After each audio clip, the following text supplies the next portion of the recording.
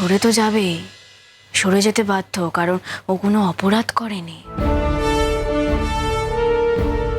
সব বিচার তো সত্যের উপর নির্ভর করে হয় না গো। কত নির্দোষ মানুষও তো সাজা পায়, সেটাই চিন্তার। তাহলে আর এত কষ্ট করে দাদা আমাকে লয়ার বানিয়ে কি লাভ হলো? যে কিনা এরকম সময় দাদার পাশে শক্ত হয়ে দাঁড়াতেই না পারলো, দাদা যে সত্যি সেটা প্রুফই না করতে পারলো, তাহলে তো এই পড়াশোনার কোনো মানেই হয় না, সব বৃথা মা। তাছাড়া কোর্টে তো বৌদি থাকবেই। বৌদির অনেস্টি, বৌদির ইন্টেগ্রিটি, বৌদি যে সোজা হয়ে দাঁড়িয়ে কথা বলতে পারে, বৌদি যে অন্যায়ের বিরুদ্ধে লড়তে পারে, এই সমস্ত কিছু তো আমার কাজে লাগবে মা। তাই তুমি চিন্তা করো না, দাদাকে আমরা এই কেস থেকে বের করে আনবো। আর শুধু তাই নয়, এরপরে আর যাতে ও কোনো রকমের কোনো কেসে না ফাঁসে সেটাও এনশিওর করব। আমি আর সময় নষ্ট করবো না, আমি কটা দরকারি জিনিস নিয়ে আসি মা।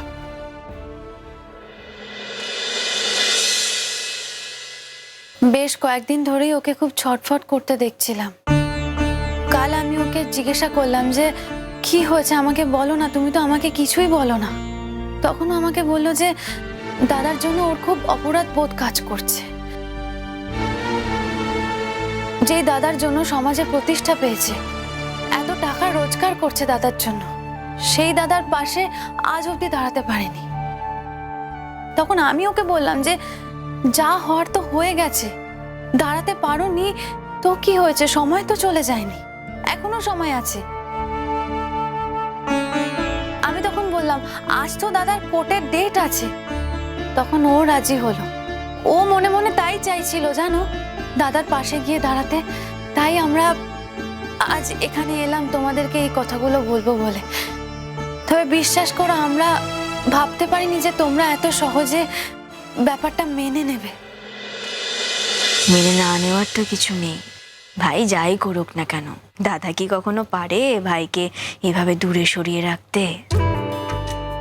দেখেছো মা, এই হলো গুড্ডি। মানুষের জন্য ওর এত ক্ষমা, এত স্নেহ, তুমি বলো তো আর কেউ দিতে পারতো? তুমি বেঁচে থাকো মা, তোমার হাতের ছোঁয়ায়, তোমার মঙ্গল আলোয় সংসার ভরে উঠুক সুখে সমৃদ্ধিতে। তোমাদের সংসারে যেন দুঃখের ছিটে ফোঁটাও না থাকে। খুব ভালো থাকো তোমরা, খুব ভালো থাকো। আমাদের ভালো থাকা তো তোমার উপরে নির্ভর করছে। আগে তোমাকে ভালো থাকতে হবে মা। তুমি তো আমাদের জীবনের সেই কাজটা, যাকে আঁকড়ে ধরে আমরা আমাদের বাকি জীবনটা আনন্দে কাটাতে পারবো। আমরা তো তোমার শাখা প্রশাখা মা।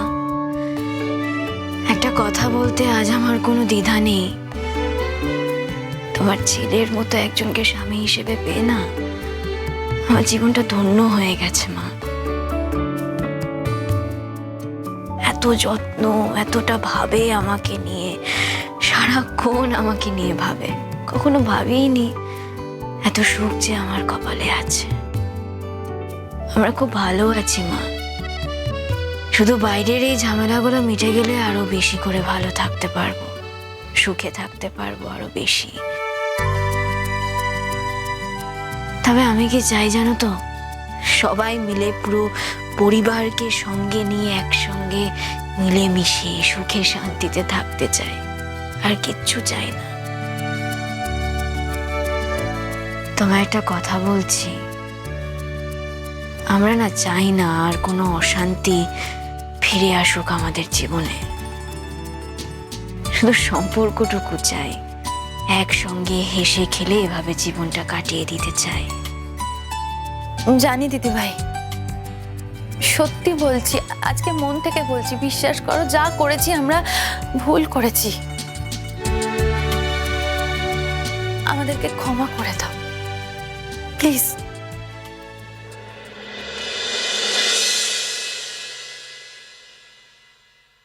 আমি রেডি, বেরোনো যাক।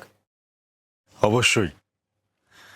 এতদিন অবধি গুড্ডি যেত আর আজ থেকে তুই। মা, আমার কিন্তু আজকে ডবল সাহস, বুঝলে? আমার আর কোনো চিন্তাই নেই। আশীর্বাদ করো। ভালো হোক, সবার ভালো হোক। আজকে তোমরা সব দিক থেকে জয়ী হয়ে ফিরে এসো, ঠাকুরের কাছে আমি এই প্রার্থনাই করি। মা, দেখি শোনো মা, সময় মতো কিন্তু খেয়ে নেবে। তুমি এত চিন্তা কেন করছো দিদি ভাই? আছি তো, আমি সব সামলে নেব। তুমি কাজ সেরে তাড়াতাড়ি ফিরে এসো। এলাম মা।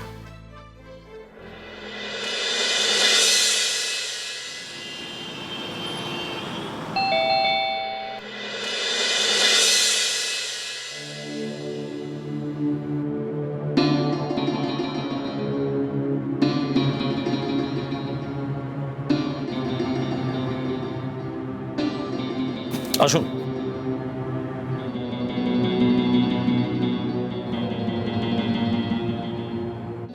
শুনুন, এসব কি হচ্ছে আমি সত্যি বুঝতে পারছি না। একজন মহিলা কিছু না জেনেও দাপটের সঙ্গে বেরিয়ে যাচ্ছেন, আর বিচারক তো ওনার পক্ষ নিয়ে কথা বলছেন। আর একটু সময় দিন, লেজে খেলিয়ে তুলতে হবে না। এখনো একটা মোক্ষম অস্ত্র বাকি রেখেছি, আপনি শুধু দেখে যান, কিচ্ছু চিন্তা করবেন না। না না, কিচ্ছু চিন্তা করবে না। চিন্তা করার বিষয় আমি সেই জন্যই চিন্তা করছি। আমি তো একা না, আমার সঙ্গে তো আমার হাজবেন্ডও সাথ দিচ্ছে না। তো সাথ দেওয়াটা কিরকম হয়? তোমার মিথ্যেগুলোর সঙ্গে হ্যাঁতে হ্যাঁ বলা। দেখো রেশমি, একটা কথা বলি, আমার সামনে বলতে বাধ্য হচ্ছে, কারণ তুমি তো এই কথাগুলো বলেই ফেললে। সেটা হচ্ছে, তোমার কোনো পার্সোনাল ইন্টারেস্টের জন্য তুমি যদি ভাবো আমাকে ইউজ করবে, আজ পর্যন্ত আমাকে কেউ কোনো দিন কারো পার্সোনাল ইউজের জন্য ইউজ করতে পারেনি, তুমিও পারবে না। কি বলতে চাইছো তুমি আমাকে? ঠিকই বলছি যা বলা। আর কি সারাক্ষণ বলছো? তুমি তোমার মাকে ভালোবেসে এই কাজগুলো করছো। যদি ভালোই বাসতে না, তোমার মাকে কোর্টের সামনে দাঁড়িয়ে এরকম ভাবে অসম্মান করতে পারতে না। না না, এক সেকেন্ড। আর কেন এত লাফালাফি আমি তো বুঝতে পারছি না। আরে ভাই, দে আর ম্যারিড, ওদের বিয়ে হয়ে গেছে, সমস্যাটা কোথায়? আজকে তোমার সামনে দাঁড়িয়ে যদি আমায় কেউ অপমান করে, কিংবা আমার সামনে দাঁড়িয়ে তোমায় কেউ অপমান করে, তোমার মনে হয় আমরা ছেড়ে দেবো? আরে ওদের বিয়ে আর আমাদের বিয়ে এক নাকি? এক হতে পারে না। এই বিয়েটা বিয়েই হয়, আর কিছু হয় না। তোমার যদি ক্ষমতা থাকে ওনার এই ফাইট করাটা আটকে দেখো। ঋতুরাজ, উনি কি করলেন? হ্যাঁ, উনি তোমাকে ডেকে কোর্টে সালিশি করার চেষ্টা করলেন না? Look at yourself, the kind of a language you are using. আগে নিজের ভাষা জ্ঞান ঠিক করো, তারপরে বলো যে তুমি তোমার মাকে ভালোবাসো। আমি ওদের এই বিয়েটা মানি না। আমি ওদের এই বিয়েটা মানি না। মেনো না, তাতে কার কি এসে যায়? কিছু যায় আসে না তাতে। ওরা আইনসম্মত ভাবে বিয়ে করেছে, তুমি মানলে কি মানলে না, কিচ্ছু এসে যায়। আর বিশ্বাস করো, এসব নিয়ে না কারো কোনো মাথা ব্যথা নেই, শুধুমাত্র তোমার মাথা ব্যথা আছে। আর একটা কথা বলি রেশমি, মেবি এবারে হয়তো আমার কথাটা শুনে তোমার খারাপই লাগবে, তাও বলতে বাধ্য হচ্ছি। যদি তোমার মা এই ভাগ্য নিয়ে জন্মে থাকেন, যদি ওখানেই ওনার মৃত্যু হওয়ার ওনার ভাগ্যে লেখা থাকে, তোমার কিছু করার নেই, ছেড়ে দাও। You can't do anything about it. এটা তুমি কি বলছো ঋতুরাজ? মানে আমি আমার মায়ের মৃত্যুকে এভাবে অ্যাকসেপ্ট করে নেবো? Wow, great! আমি চোখের সামনে দেখতে পাচ্ছি একটা লোক ডেলিবারেটলি আমার মাকে ভুল বুঝিয়ে যাচ্ছে। আমার দেখুন দেখুন, আপনারা নিজেদের মধ্যে এরকম ভাবে ঝগড়া করবেন না প্লিজ। তাহলে কি করব? আমার সঙ্গে তো কেউ নেই, আমি একা হয়ে যাচ্ছি তো ক্রমশ। আমি আপনাকে ভরসা করেছিলাম, কিন্তু না, এখন সে ভরসার জায়গাটাও আমি দেখতে পাচ্ছি না।